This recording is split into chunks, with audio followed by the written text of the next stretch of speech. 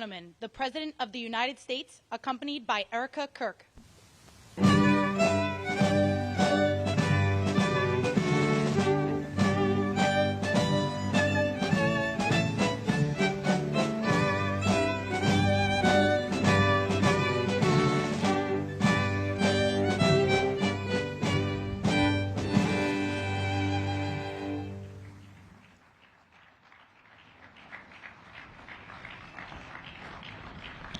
Thank you very much, everybody.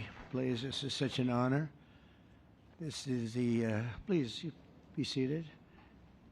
This is the first time we've been at the new and improved Rose Garden, and people are loving it. They're loving it like they've not loved a lot of things. We have the Presidential Walk of Fame, which you just saw, and it just opened, and we wanted to get it open for this occasion. We were hoping we were able to get outside, and the weather allowed us to. It was supposed to be a terrible rainy day. I was telling Eric, and God was watching, and he didn't want that for Charlie. He just didn't want that.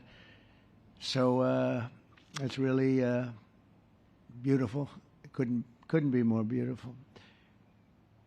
Today we're here to honor and remember a fearless warrior for liberty, beloved leader who galvanized the next generation like nobody I've ever seen before, and an American patriot of the deepest conviction, the finest quality and the highest caliber, the late, great Charlie Kirk.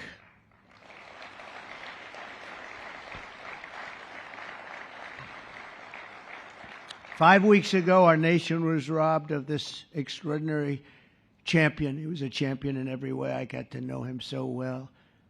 He didn't like losing, and he was able to fight people that were enemies, and he didn't necessarily love those enemies so much. You know, I heard he loved his enemies, and I said, wait a minute, is that the same Charlie that I know? I'm not sure, but I didn't want to get into it. But it was a horrible, heinous, demonic act of murder. He was assassinated in the prime of his life for boldly speaking the truth, for living his faith and relentlessly fighting for a better and stronger America. He loved this country. And that's why this afternoon it's my privilege to posthumously award Charles James Kirk our nation's highest civilian honor, the Presidential Medal of Freedom. Thank you.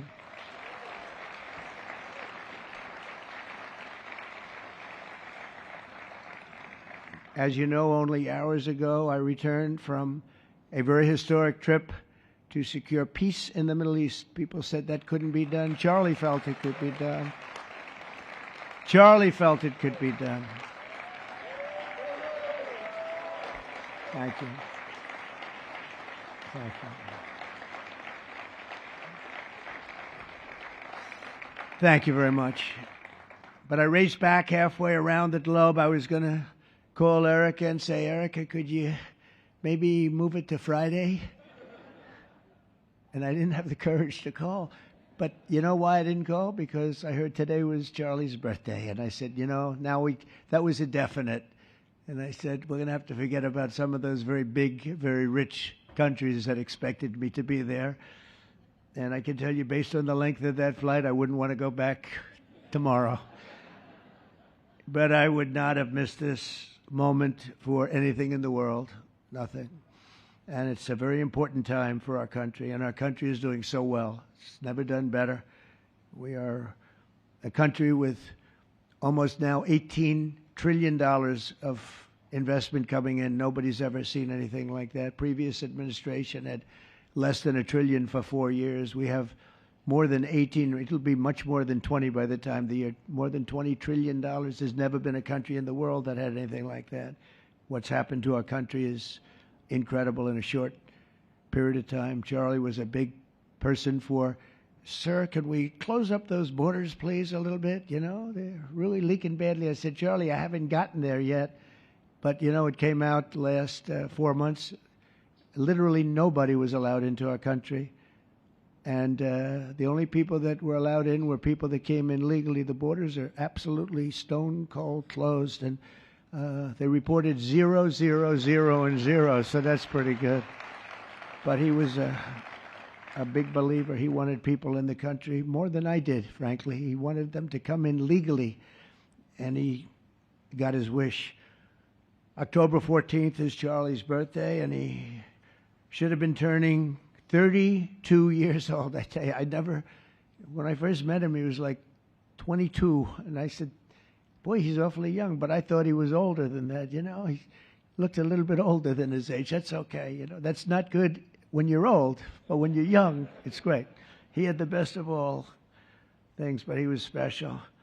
But instead, Charlie is attaining a far more important milestone. We're entering his name forever into the eternal roster of true American heroes. He's a true American hero, an amazing person, way, way beyond his years. And I'm honored to be joined by a woman who has endured unspeakable hardship with unbelievable strength, and that's Charlie's widow, Erica. And I just want to thank you, Erica. He loved you so much. I was with him. Oh, please. Thank you, darling. Thank you. I was with him before I met Erica, and he told me he was going to get married. He said, you won't believe how beautiful she is. I said, well, then now that I meet her, he's right. But then he also said, and you know what? She's like the smartest person I know. See, they do go together on occasion. Not often. Not often. But on occasion they go together. But he was in love with you. He was deeply in love with you. It's great. Erica, your love and courage have been an inspiration to all of us, and we will always be here for you, and we're always going to be here for your gorgeous, beautiful children, and we'll never forget what your family has sacrificed for our country. Man loved our country. When things were going badly for our country, he was so, as you know, angry. He would get angry because he said it doesn't have to be that way. We're also pleased to be joined by an incredible group of Charlie's friends, very powerful friends, actually, and some not so powerful, and they're actually better people. Okay, I know them all. They're the less powerful ones. I have to tell you that, all of you power guys down here. The best ones in the group are the ones that are less successful, but that happens too. No, they're all great, and they're here. And let's start with Erica's father. Where is Erica's father? Where are you? Where are you, Dad? Oh, look at him. Wow. I want to get a hat like that, too. I like that. How are you? Nice to see you again. Thanks as well to Vice President J.D. Vance, who's been fantastic. J.D., thank you very much. Great. Doing a great job. Did a great job on Sunday with George Slopadopoulos. Put him away pretty good. Second lady, who's a phenomenal woman, Usha Vance. Thank you very much, Usha. Thank you very much. Great woman. President of Argentina. He wanted to be here. That's Argentina's a serious flight, right? And he's become a superstar, and he's doing amazing things. He's a MAGA person, but it's make Argentina great again. That's what he does, right? And I want you to stand, please, Javier Milei. Doing a great job. Thank you very much. Many members of my cabinet are here. Just about all of them are here. I won't go into every single one of them, but I'll announce a few of the people that have really turned this country around and helped me. Incredible people.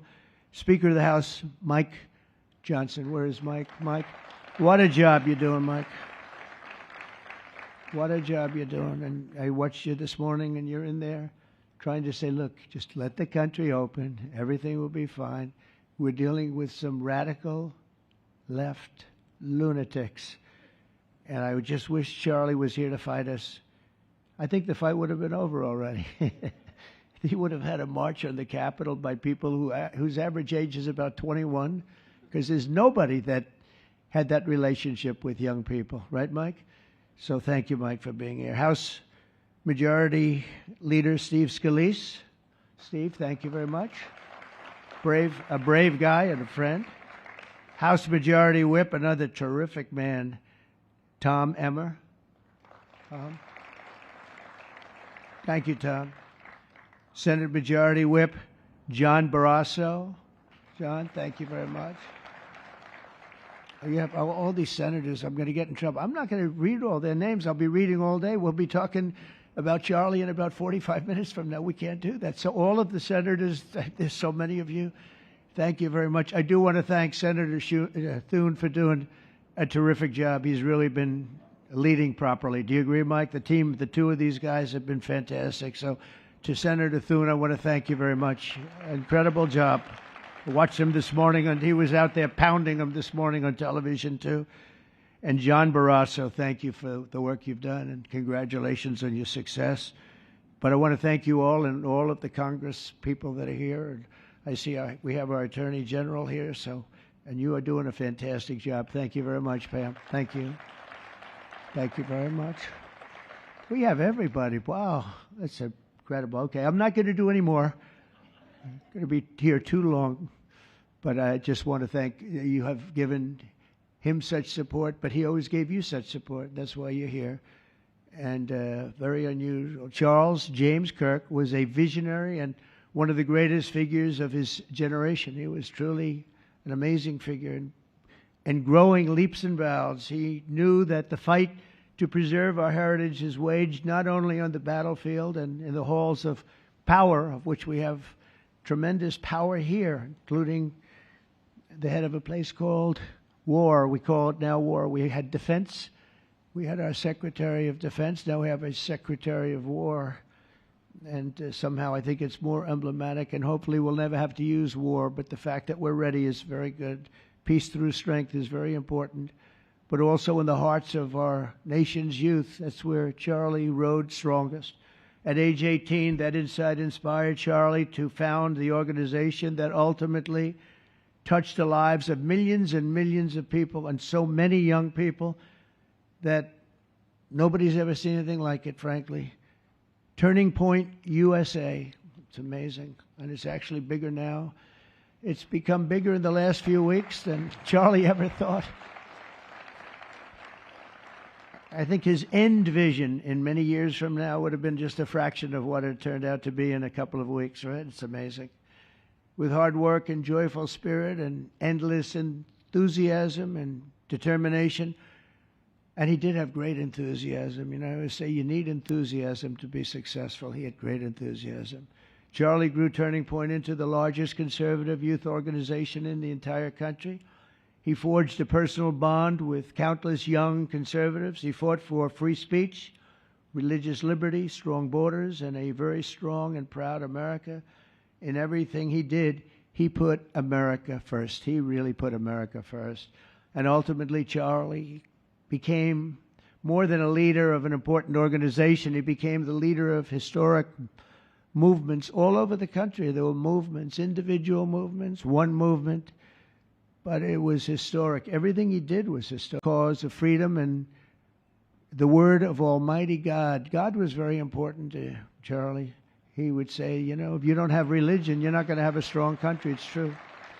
He was so wise beyond his years. You know, I talk to him sometimes and say, this guy is like a young guy. He was really a wise man. From the time Charlie worked on my presidential campaign in 2016, and he was there right from the beginning. He liked me. I don't know. I have no idea why. What the hell was he thinking? He said, you're going to win, sir. I said, you know, I'm running against 17 senators and a lot of tough people and governors. We have all these people. And he said, no, you're going to win, sir. He said, not going to be close. And he made it happen. He helped make it happen. I'll tell you that. Without him, who knows what would be. Maybe you'd have Kamala standing here today. That would not be good. I will tell you, Javier, you don't know who Kamala is. Promise. It would not be good. You agree with that, Howard? He also mobilized countless citizens to go vote. It's called Go Vote. Very simple. And with his help in 2024, we won more young people than any Republican by far in the history of our country. And we won the popular vote. We won the swing states, all 7 of them. Remember, they said, oh, well, if Trump could win 4, that would be nice. I win 7 by a lot, by a landslide. but the popular vote was massive. And we won the Electoral College. Remember, they said, well, it's going to be very hard. I'd say 270. Well, we got 312 to 226. And then we won something called districts and councils and different things. But in one case, we won 2,750 to 525. That's the one where you see the map is almost entirely red, except they have a little blue line on one side and a little blue line, meaning New York and a little bit Los Angeles. I have a feeling that if the vote were 100%, we would have won that too. You want to know the truth. But he knew, and he knew very well, and he also understood honesty, and he was always concerned with honesty. He said the only way we can lose is if the cheating gets so bad, and that's where we came up with a little phrase, too big to rig. We said, go out and vote. Just go out and vote. And we had that. Remember, we used to say that all the time because people would say, oh, they're going to win. We don't have to vote. Let's go to a movie. We'll come home and watch later. And he wasn't about that. So we come up together, we came up with that phrase. We got to make it too big. I never made a speech where I didn't say at the end, now look, the polls are showing good. Don't believe the polls. He said, we're going to make it, Susie, right? Too big to rig. So if you think we're going to win by a lot, doesn't matter. Pretend we're losing. You got to go out and vote. They voted. And at 9:02, the whole thing was over, right? 9:02. Remember they said, oh, this could go a few days. Well, it went a few minutes. 9:02. And he knew that. And I felt it, but he knew it. He knew it. I think he knew it more than anybody. But Charlie never missed an opportunity to remind us of the Judeo-Christian principles of our nation's founding or to share his deep Christian faith. In his final moments, Charlie testified to the greatness of America and to the glory of our Savior, with whom he now rests in heaven. And he is going to make heaven. I said, I'm not sure I can make it, but he's going to make it. He's there. He's looking down on us right now. It's so incredible. Look at this, how this turned out. This was supposed to be so dark and cloudy. Not dark and cloudy, is it? Look at that, how beautiful that is. There's no artist that can capture it as beautiful as it is today. Wow. It's amazing. As I said, on the day that he was assassinated, Charlie Kirk was a martyr for truth and for freedom. And from Socrates to think, and to St. Peter, from Abraham Lincoln to Martin Luther King, those who change history the most, and he really did, have always risked their lives for causes they were put on earth to defend. He was put on earth to do exactly what he was doing. He didn't want to waste time. He would have been a top student at any college in the country. I know the colleges well. He's smarter than the guys there. He was so smart. But he almost, I guess, didn't have the time. He knew what he wanted to do. It wasn't like, gee, I want to sit in the classroom for 4 years listening to people teach me liberal principles, because they were never going to teach him that anyway. But he didn't have the time. He really didn't have the time. But every time the enemies of goodness and virtue tried to silence the voice of righteous and noble leaders like Charlie, they failed. They seem to fail. Ultimately, they look like they're doing well, and then they end up failing, because the truth has been unrelenting over the years, over history. And people like Charlie, it's just they've got a power that others don't have, and very few people will ever have. So today, like those martyrs before him, Charlie's voice, his message, and his legacy are stronger and greater than ever before. They are greater than ever before. Look, this is a horrible event, but it brought out the greatness of Charlie. Nothing could have ever supplanted this. It's incredible, the way people are talking about him.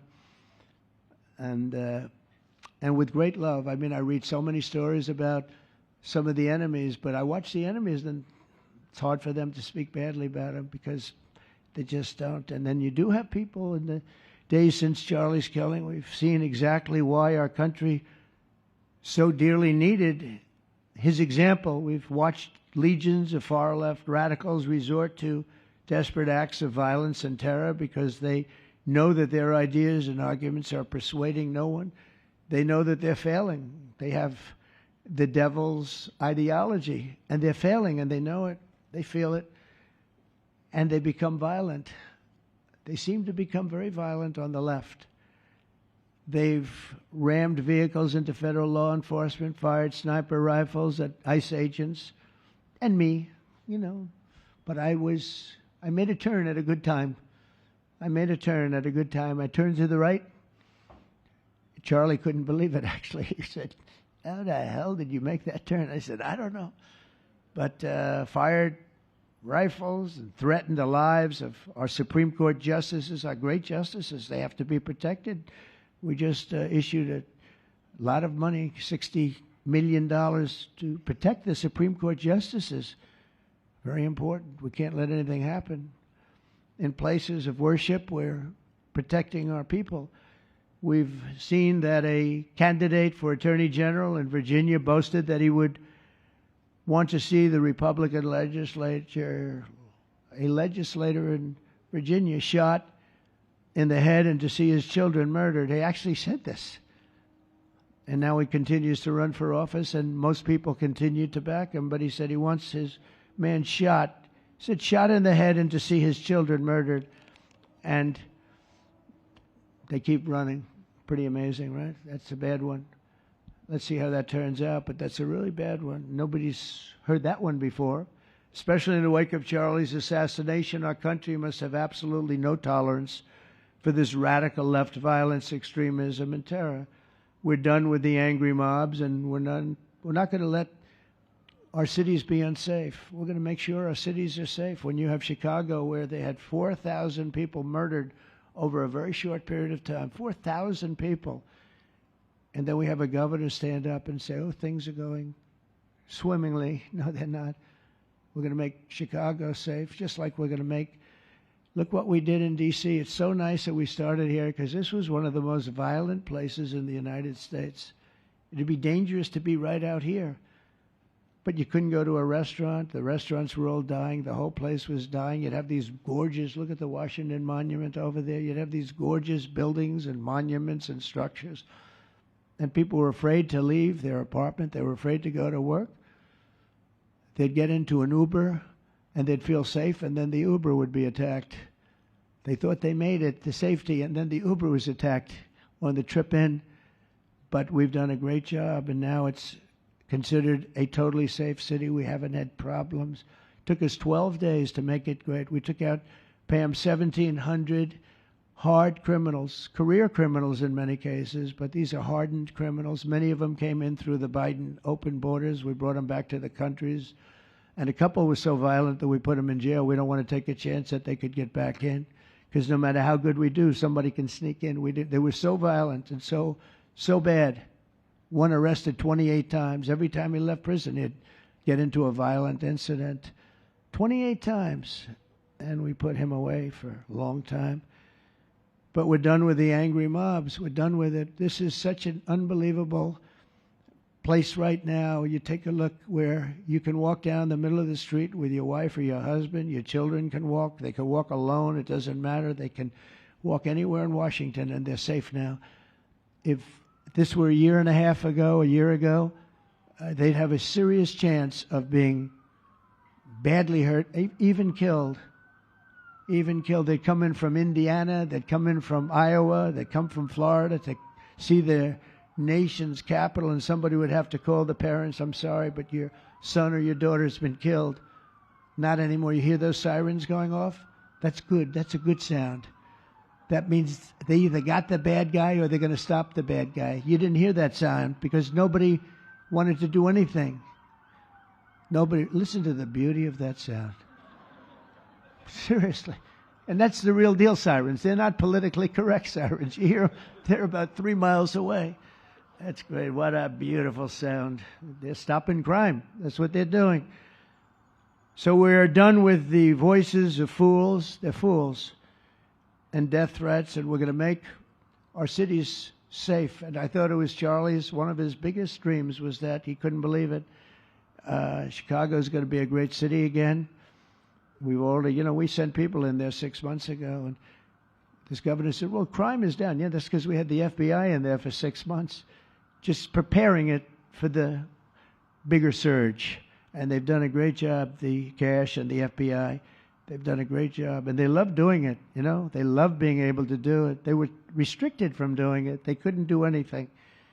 And now they're totally unrestricted. All they have to do is stop crime, and they're doing it. By the way, Memphis, as you know, you heard they went in about a week ago, one of the most dangerous places in the country. It's really in the world. It's not just the country. They have very few cities that would compare to some of these cities. You go to Afghanistan, you say, oh, that's unsafe. Well, the crime numbers are much better than the crime numbers in places that we have. So Memphis, I understand, is doing unbelievably in 1 week. It's like a different place. And this took 12 days, and then after that, we just perfected it.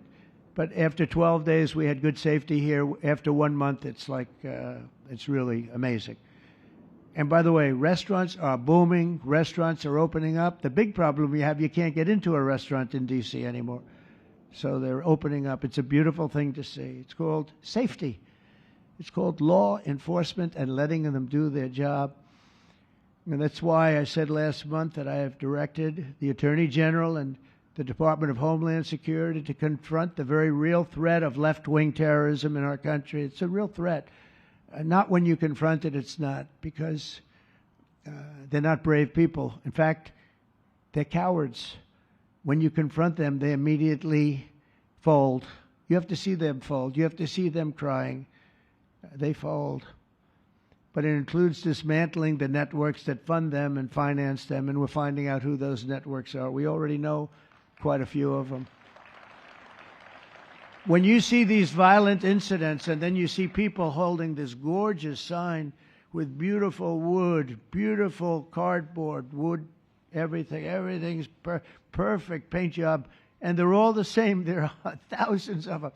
You know that they weren't made in the basement out of love. They were made by anarchists, and in some cases wealthy. I'll probably find some of my nice friends that are up there being so nice to me, especially lately. They're being very nice. But it surprises you who they may be, and you almost wonder why would they do it?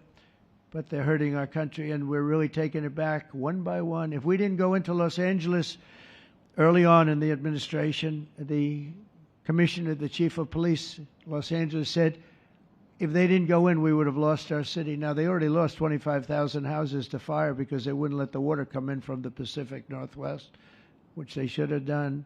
I said, you better do it. They didn't do it, and we had 25,000 homes where they had no water in their sprinklers. They had no water in the fire hydrants. It would have been a different kind of a thing if they did what they were supposed to do. We had to break in. We broke in and had the water come down. They said for the environment, great, they lost 25,000 houses. It's incredible. But the commissioner said without the federal government and President Trump's intervention, we would have lost the entire city. And we have the Olympics going there soon. I got the Olympics. We have the Olympics. We have the World Cup. And we have, most importantly, we have the 250th anniversary of our country. That's going to be most important. And all of these things are happening. And we're going to have safe cities. We're going to have very, very safe cities. So 1 month after Charlie's death, we still feel the terrible shock and the pain of his loss like just about nobody I can think of. Charlie Kirk was one of a kind. He was unstoppable. And he really was. Boy, when he had an idea in his head, he would call me, sir, please, you haven't done it yet. I said, Charlie, relax. Just relax. He didn't relax. He'd call me the next day again. It got it done. But he was like indomitable and always will be. He's really irreplaceable. Nobody can replace him. But they're going to do great. But you can't replace that kind of person and that kind of talent, frankly. The word talent is an important word, but that kind of talent. So we hold his memory in our hearts forever. Every single day of this administration, we will continue to carry out the mission for which he lived, and he really did. He lived for this country. He lived for his wife and his family, but he lived for this country too. In Charlie's honor, we will continue like we have been to fight, and to win. We're going to win so much.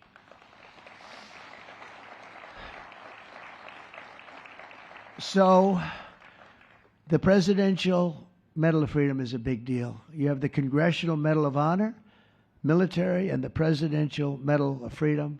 which is civilian, and the Presidential Medal of Freedom is a really big deal. Very few people get it. Very few people, frankly, qualify. It's a decision of the president, but it's a qualification that's a very hard one to get. And I would like to ask, if I might, the military aide to read Charles James Kirk's citation for the Presidential Medal of Freedom. Thank you very much. Thank you.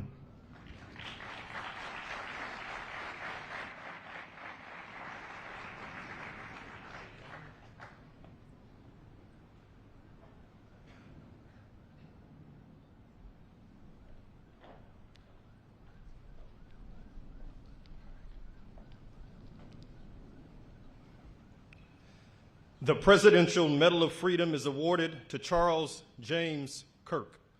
Accepting on behalf of Charlie is his wife, Mrs. Erica Kirk. Charlie Kirk was one of the most influential American political figures of his generation.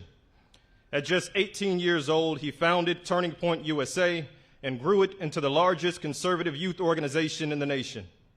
For over a decade, he tirelessly traveled the country, leading a movement to restore respect for our founding principles, reawaken our national identity, and inspire a renewed spirit of religious devotion. He was one of the great debaters and communicators of his time. Despite receiving repeated threats, he remained undeterred and modeled courage, logic, humor, and grace to the next generation. On September 10th, 2025, at age 31, Charlie Kirk was assassinated while addressing a group of students. The United States honors him as a martyr for truth and freedom.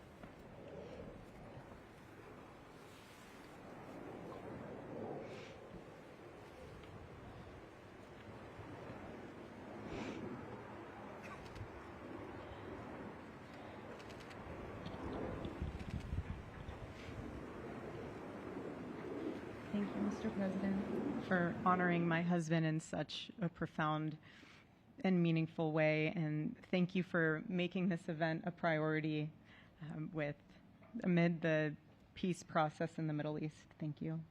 Very grateful. Charlie always admired your commitment to freedom, and that's something that both of you shared. So thank you. Your support of our family and the work that Charlie devoted his life to will be something I cherish forever, so thank you. To our gracious First Lady in her office for making this event possible, thank you as well. It's beautiful. To Vice President and the lovely Usha fans, your friendship has been an unbelievable encouragement. Thank you. And to all our friends and family that are here and watching from all around the world, thank you for loving us. Thank you for praying for us and for believing in what Charlie believed in. And to our Turning Point USA staff and the Charlie Kirk Show staff, we love you more than you could ever know. And to the Turning Point USA chapters that are watching all across America right now, you are the heartbeat of this future and of this movement. Everything that Charlie built, you guys are the legacy holders of that. You are living proof that his mission did not die with him. It lives through you. And Charlie always said the next generation will decide whether freedom endures. And because of you, I know that freedom will endure. It will. And today we're gathered not only to celebrate Charlie's birthday, but to honor a truth that he gave his entire life to defend, and that's freedom. The very existence of the Presidential Medal of Freedom reminds us that the national interest of the United States has always been freedom. Our founders etched it into the preamble of our Constitution, and those words are not relics on parchment. They are a living covenant. The blessings of liberty are not man's invention, they are God's endowment. Charlie lived for those blessings, not as abstract words, but as sacred promises. He used to love to journal about this topic all the time, and with such a heart postured of gratitude. And he believed that liberty was both a right and a responsibility. And he used to say, freedom is the ability to do what is right without fear. And that's how he lived.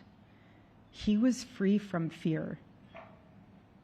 He was free from compromise, free from anything that could enslave his soul. His name, Charles, literally means free man. And that's exactly who my husband was. He was a free man.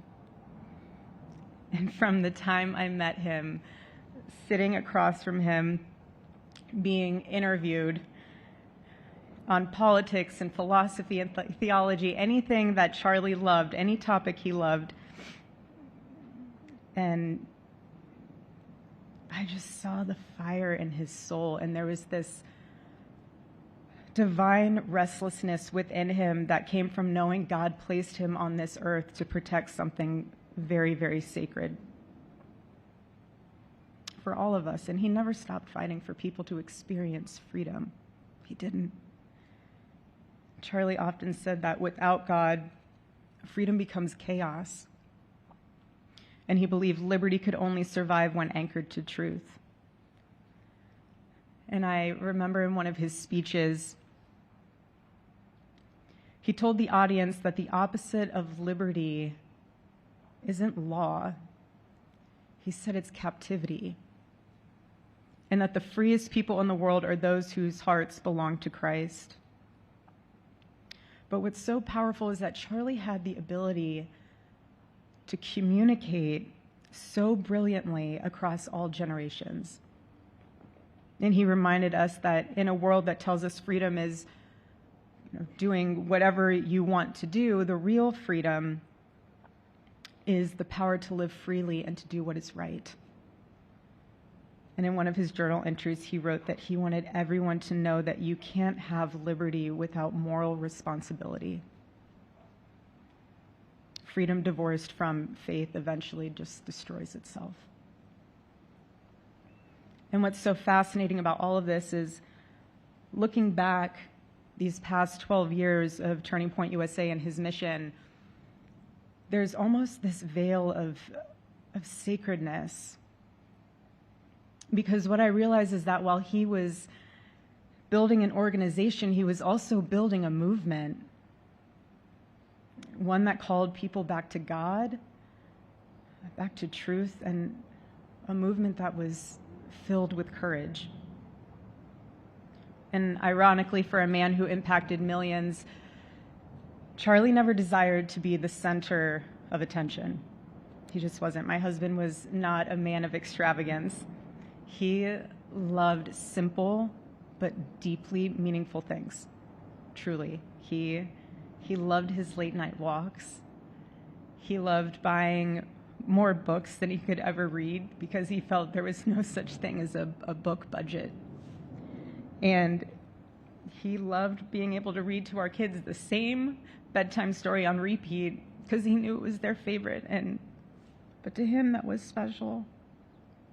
And he loved to sit in the sun on a Saturday morning with his cup of decaf coffee and his phone was off because he was honoring the Sabbath. And for him, it was that moment to catch his breath and just be in peace, because he was unreachable at the moment, and he preferred quiet birthdays. But that never stopped me from telling him. I told him every single year, I said, baby, I love your birthday. I said, because it's the day that God knew the world couldn't go another day without you.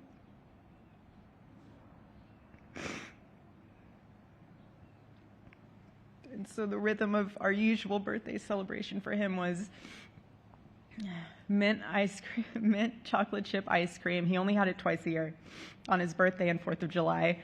It's just, and then after that, it was back to work as usual. But last year, his one birthday wish was to see the Oregon Ducks play the Ohio State. And they won. Oregon won that night. And it was by far one of the most memorable nights of his birthday experience of his life until today. And so, honestly, President Trump, I have spent 7.5 years trying to find the perfect birthday gift for Charlie. And it's so difficult. And those of you that have spouses or loved ones, you know how difficult it is sometimes to buy a gift for someone that you love, because he wasn't a materialistic man, so that also did not help. But now I can say with confidence, Mr. President, that you have given him the best birthday gift he could ever have.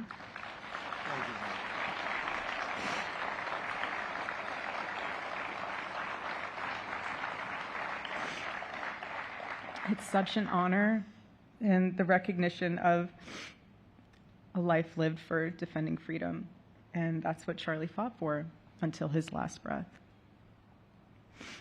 And it was written across his chest in those final moments on one of his simple T-shirts that always carried a message, and this one bearing a single word, freedom. That was the banner over his life, and that shirt was a declaration. The same declaration he made in every speech, every campus visit, every time he shared the gospel at a church, every sleepless night that he would spend praying for the youth of this nation and planning for the future of our country, and just impressing upon them that when we defend liberty, we defend the soul of our nation. My husband never told anyone what to say. He never did. He never told anyone what to say. He would just encourage them to think. He would encourage them to think outside of the traditional political labels. He would want them to think in a way that was anchored in wisdom and truth. But he would never tell anyone what to say. Charlie wasn't content to simply admire freedom. He wanted to multiply it. He wanted to multiply freedom. He wanted young people to taste it and to understand it and defend it. He wanted them to see that liberty isn't self-indulgence, it's self-governance under God. He wanted them to see that. And every day I'd see him getting ready for work. He'd put on his cross necklace, he'd put his ring on his finger. And the boldness in his demeanor was always fearlessness. He wasn't afraid. He was never afraid. In his daily actions, whether in office or on campus or at a church, it was always without fear. That was his creed. That is how he lived out every single day. He didn't fear being slandered. He did not. He didn't fear losing friends, I can tell you that. He didn't. He didn't care. He stood for truth and stood for freedom, and he did not, everything else was just a noise to him. And it's because his confidence in Christ was absolute. That's why. There was no limit to what he would have sacrificed to defend freedom for all. And if the moment had come, he probably would have run for president, but not out of ambition. He would only have done it if that was something that he believed that his country needed from a servant's heart standpoint. And Charlie lived only 31 short years. No, he's 32, but on this side of heaven, but he lived. He lived every single second he lived. He filled every single day with purpose, and he fought for truth when it was unpopular. And he stood for God when it was costly, but that's what we're called to do. Surprisingly enough, he did pray for his enemies, which is very hard, but he did. He did. He did. No one else, I saw him do it. No, he never did it in front of anyone else, but I can attest to that. But he also loved people when it was inconvenient. And he ran his race with endurance, and he kept the faith. And now he wears the crown of a righteous martyr. And for me and for our children, the truth really steadies our grief, because heaven gained what earth could no longer contain: a free man made fully free. And to all watching, this is not a ceremony. This is a commissioning. And my message is simple. I want you to be the embodiment of this medal. I do. I want you to free yourself from fear. I want you to stand courageously in the truth. Listen for the still, small voice of God. And remember that while freedom is inherited in this country, each of us must be intentional stewards every single day. God began a mighty work through my husband, and I intend to see it through. And the torch is in our hands now. It's in mine, it's in yours, it's in all of yours. It's in all the students with Turning Point USA.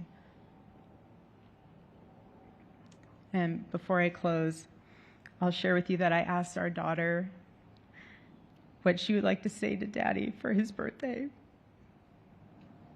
Excuse me.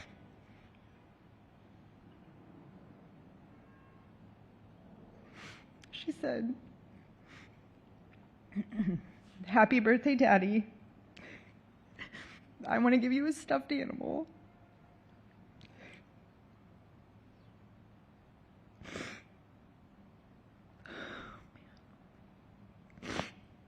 I want you to eat a cupcake with ice cream, and I want you to go have a birthday surprise. I love you," is what she said. And while our son is precious, he can't yet speak, in classic Kirk family fashion, his actions spoke louder than his words, and his gift to you, Charlie, and myself for that matter, was deciding to become the man of the house and be fully potty trained at 16 months. But Charlie, baby, I know that you're celebrating in heaven today, but gosh, I miss you. We miss you. And we love you, and we promise we'll make you proud. And Charlie's life was proof that freedom is not a theory, it's a testimony. He showed us that liberty begins not in the halls of power, but in the man of a heart surrendered to God. And so today, as we honor Charlie with this incredible Presidential Medal of Freedom on his birthday, I stand here with tears and just a humbled heart and spirit, because his story reminds us all that to live free is the greatest gift, but to die free is the greatest victory. Happy birthday, my Charlie. Happy Freedom Day. God bless